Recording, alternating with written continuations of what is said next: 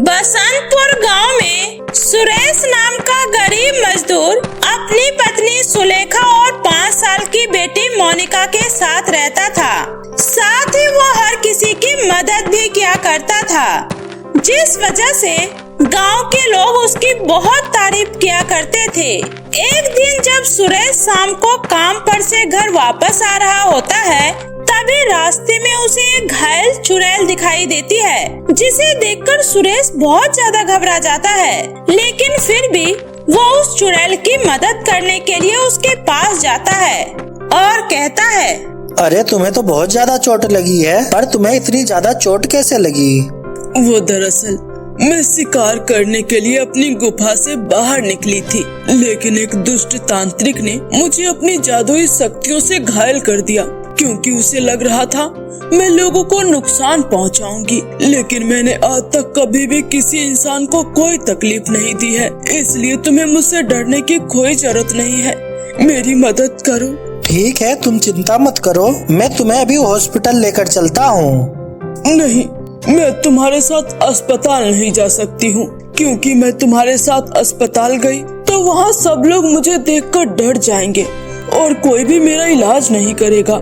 इसलिए तुम मेरे लिए बस एक छोटा सा काम कर दो।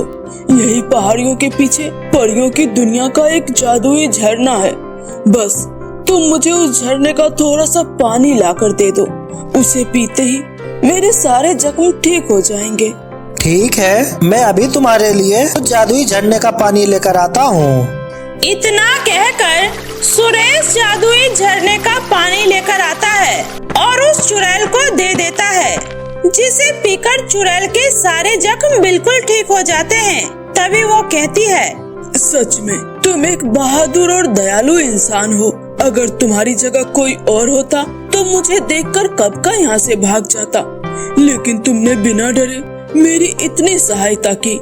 इसलिए जाने से पहले मैं तुम्हें कुछ बताना चाहती हूँ, जिससे तुम्हारी सारी गरीबी दूर हो जाएगी। क्योंकि तुम्हारे घर के पीछे जो कुआं है वो कोई मामूली कुआं नहीं, बल्कि हम चुड़ैलों की दुनिया का एक जादुई सोने का कुआं है, जिसमें से तुम अपनी जरूरत के अनुसार सोना निकाल सकते हो। लेकिन हाँ, अगर तुमने कभी भी लालच में आकर अपनी जरूरत से ज्यादा सोना निकालने की कोशिश की तो तुम्हारी जान भी जा सकती है। इसलिए तुम इस बात का ध्यान रखना। ठीक है चुड़ैल जी, मैं आपकी इस बात का ध्यान रखूंगा। इतना कहकर सुरेश उस जादुई कुएं के पास जाता है तो देखता है उस कुएं के अंदर ढेर सारे सोने के सिक्के पड़े हुए हैं, जिसे देखकर सुरेश बहुत ज्यादा हैरान हो जाता है और अपनी जरूरत के अनुसार सोने के सिक्के लेकर वापस अपने घर आ जाता है और अपने परिवार के साथ हंसी खुशी खाना खाकर सो जाता है।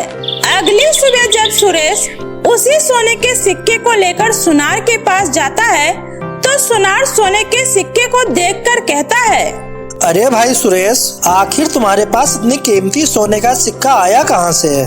तुम तो एक मामूली से मजदूर हो, कहीं तुम्हारे हाथ कोई सोने का खदान तो नहीं लग गया? अरे नहीं नहीं भाई, भला मुझ गरीब के पास सोने की खदान कहाँ से आएगी? ये सब तो बस ऊपर वाले का चमत्कार है, इसलिए बस तुम मुझे सोने के सिक्के की कीमत दे दो। सुरेश की बात सुनकर वो सुनार सोने के सिक्के लेकर सुरेश को बहुत सारे पैसे देता है, जिसके बाद सुरेश अपने घर वापस आ जाता है।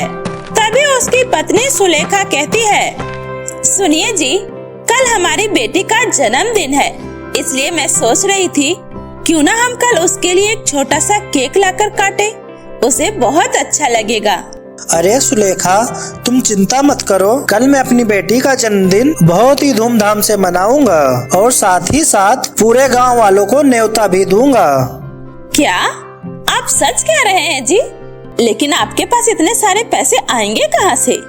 अरे उसकी चिंता तुम मत करो, वो सब मैं देख लूंगा। बर्थडे पार्टी में आते हैं तो उसके घर की तैयारी देखकर सभी गांव वाले की आंखें फटी की फटी रह जाती है। तभी वो सब कहते हैं, अरे भला इस गरीब मजदूर के पास अचानक से इतने सारे पैसे कहाँ से आ गए, जो ये आज पूरे गांव वालों को दावत दे रहा है। पहले तो ये लोग खुद ही 2 वक्त की रोटी खा नहीं पाते थे, अचानक से इनके पास इतने पैसे कहाँ से आ गए? अरे हाँ बहन, हमें क्या पता ये अचानक से सुरेश के हाथ में कौन सा खजाना लग गया जो ये इतनी बड़ी पार्टी दे रहा है। देखो तो। इतना कहकर गांव के सभी लोग दावत खाने लगते हैं और दावत खाकर अपने अपने घर चले जाते हैं। तभी सुरेश का एक पड़ोसी चंदन ये सब देखकर सुरेश से बहुत जलने लगता है और घर जाकर कहता है, अरे ये सुरेश का बच्चा अचानक से इतना ज्यादा अमीर कैसे हो सकता है? जरूर दाल में कुछ काला है। अब मुझे पता लगाना ही होगा आखिर कि इसके पास इतना सारा पैसा आ कहां से रहा है। इतना कहकर चंदन सुरेश पर नजर रखने लगता है। अगले दिन जब सुरेश उस कुएं के पास जाता है तभी चंदन भी पीछे पीछे वहां जाता है। अरे ये सुरेश कुएं के पास खड़ा होकर क्या कर रहा है? जरूर इस कुएं के अंदर ही कुछ ऐसा है जिससे ये सुरेश इतना अमीर होता जा रहा है। चंदन इतना कह ही रहा होता है उतने में ही सुरेश कुएं से ढेर सारा सोना निकालकर बाहर आ जाता है। तभी उसे ऐसा करता देख चंदन कहता है, अच्छा तो ये बात है, तभी सुरेश इतना अमीर होता जा रहा था। लेकिन अब मैं भी इस कुएं से सोना निकालकर सुरेश से भी ज्यादा अमीर हो जाऊंगा। इतना कहकर चंदन सुरेश के जाते ही उस कुएं में से ढेर सारा सोना निकालकर अपने घर ले आता है, जहां उसकी पत्नी बिमला इतना सारा सोना देखकर उससे कहती है, अरे इतना सारा सोने का सिक्का आप कहां से ले आए हो जी? कहीं आपके हाथ कोई सोने की तिजोरी तो नहीं लग गई? बिमला की बात सुनकर चंदन उसे सारी बातें बता देता है, जिसे सुनकर बिमला बहुत ज्यादा खुश हो जाती है। अरे वाह, ये तो बहुत अच्छी बात है, अब हम भी बहुत जल्दी अमीर हो जाएंगे। अब चंदन इसी तरह हर रोज कुएं में जाकर ढेर सारा सोना निकालने लगता है। तभी एक दिन उसकी पत्नी उससे कहती है, अरे आप कब तक रोज रोज जाकर थोड़ा थोड़ा सोना लाते रहेंगे? आप एक ही बार में क्यों नहीं सारा सोना ले आते? इससे हम लोग बहुत जल्दी अमीर हो जाएंगे और आपको रोज रोज कुएं में जाने की झंझट भी नहीं रहेगी। तुम सही कह रही हो बिमला, मैं आज रात ही कुएं का सारा सोना लेकर घर आ जाऊंगा। इतना कहकर चंदन रात में बड़ी सी बोरी लेकर कुएं के अंदर जाता है और कुएं का सारा सोना उस बोरी के अंदर भरने लगता है। तभी अचानक से वो चुड़ैल वहाँ प्रकट हो जाती है, जिसे देखकर चंदन बहुत ज्यादा डर जाता है। चुड़ैल, ये छोड़ दो, मैंने कुछ नहीं किया। लालची इंसान, तूने अपने लालच में आकर आज अपनी मौत को दावत दिया है, इसलिए आज मैं तुझे नहीं छोड़ूंगी। इतना कहकर वो चुड़ैल चंदन को उसी कुएं के अंदर खींच लेती है।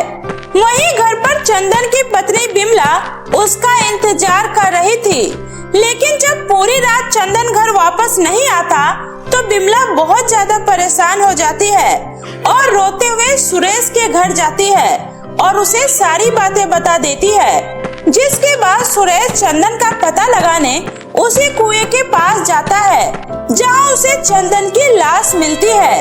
ये देखकर सुरेश को बहुत बुरा लगता है और जब ये बात बिमला को बताता है तो बिमला फूट फूट कर रोने लगती है। तभी सुरेश कहता है, बिमला भाभी, अगर आप लोगों को पहले तो आप लोग एक बार मुझसे कहते, मैं आप लोगों की मदद जरूर करता, लेकिन आप लोगों ने चोरी और लालच का रास्ता चुनकर अपनी जिंदगी बर्बाद कर ली, इसलिए मैं आपकी अब कोई मदद नहीं कर सकता। सुरेश की बात सुनकर बिमला को अपनी गलती का एहसास होता है, लेकिन अब वो पछताने के सिवा कर भी क्या ही सकती थी।